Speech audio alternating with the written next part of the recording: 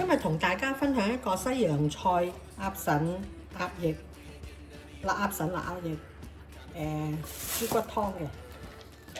咁我哋落啲南杏啦，落一湯匙就夠啦。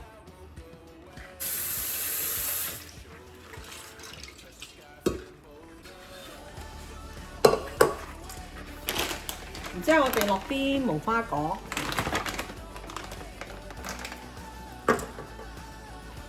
嗰啲鴨腎啦，我哋出咗水，可以同啲豬骨一齊出水嘅。我啲豬骨已經出咗水㗎啦。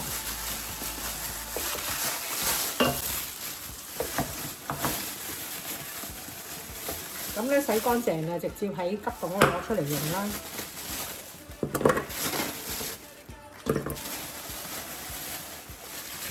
然之後咧就攞兩隻鴨腎，臘鴨腎。又係攞去出水洗乾淨，咁咧先揼晒呢啲材料落去先。呢啲臘鴨腎洗乾淨咗，出咗水洗乾淨，揼晒落去。西洋菜要水滾先好落嘅。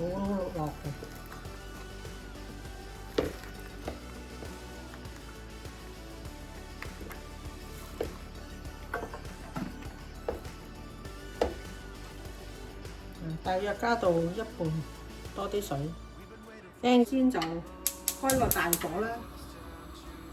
然之後滾起之後咧就落菜啦。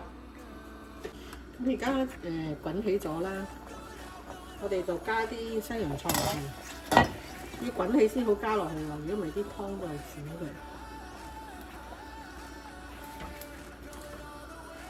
咁我哋呢度就加咗2磅，1磅半西洋菜。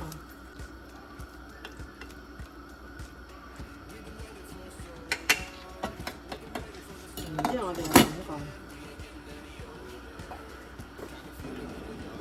咁而家咧滾起咗咧，我哋就將佢閂細火，滾半個鐘頭。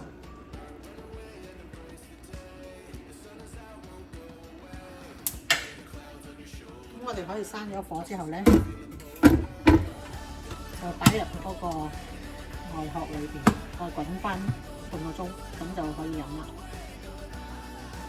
咁咧，而家我哋已經超過2個鐘，超過2、3個鐘啦。